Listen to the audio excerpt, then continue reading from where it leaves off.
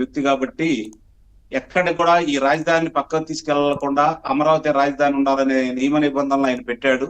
ఈ రోజు వాటి ఆధారంగానే న్యాయస్థానాలు అమరావతి రాజధానిగా ఉండాలి, 3 రాజధానులు చెల్లవు అని చెప్పడం కూడా జరిగింది.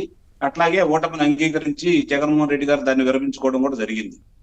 ఇకపోతే ఇప్పుడు అసెంబ్లీకి వస్తాడా రాడా? నిస్సందేహంగా మరి ఆయన ప్రమాణ స్వీకారం కూడా చేయాలి కాబట్టి శాసనసభ్యుడిగా ఆయన మీకు ఒక ఉదంతం కూడా నేను చెప్తాను. గతంలో కాశీకి వెళ్ళి కొన్ని వదిలేశాడండి.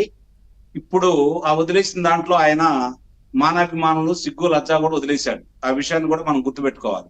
ఎందుకంటున్నానంటే ఈ పరుష పదాలు ఎందుకు వాడాను అంటే, జగన్మోహన్ రెడ్డి గారు ఓడిపోయిన తర్వాత ఆయన మాట్లాడిన తీరు, అలాగే తన కలవటానికి వచ్చేసినటువంటి శాసనసభ్యులు, మాజీ మంత్రుల్ని ఆయన చూపించినటువంటి ఆదరణ మనం చాలా స్పష్టంగా ఛాయాచిత్రాల్లో గమనించాం. అలాగే ప్రసార మాధ్యమాల్లో ఆయన మాటలు కూడా విన్నాం.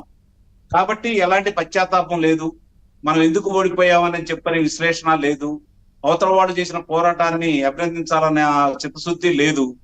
ఆయనకున్నదల్లా ఒకటే, నేను ఎందుకు ఓడిపోయాను. ఎందుకంటే ఆయనకు అధికారం అవసరం, ముఖ్యమంత్రి పీఠం అనేది ఆయనకు అవసరం.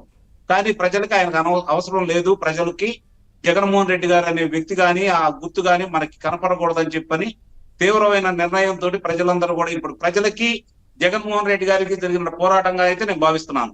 ప్రజలు గెలిచారు, ప్రజాస్వామ్యం గెలిచింది.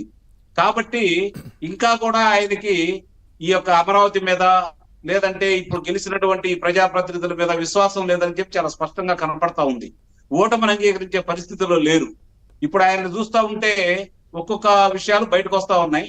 ఇప్పుడు ఈ అధికార ప్రతినిధులు ఇద్దరికి నేను చేసుకునే చిన్న విన్నపం ఏందంటే, మొదలు పెట్టారు గతంలో కోడెల శివప్రసాద్ గారు ఆయన మీద ఏ విధమైన అభియోగాలు మోపారు. ఇక్కడ ఒకటి గుర్తు చేసుకోవాలి పవన్ గారు, వీళ్ళు ముఖ్యమంత్రిగా ప్రమాణం స్వీకారం చేసింది మే 30వ తారీఖు. కానీ వాళ్ళు ఇంకా 12వ తారీఖు లోపు వాళ్ళు ఇంకా బాధ్యతలు కూడా స్వీకరించలేదు. కానీ కోడెల శివప్రసాద్ గారు 7/6/2019 అంటే జూన్ నెల 7వ తారీఖు నాడు నా దగ్గర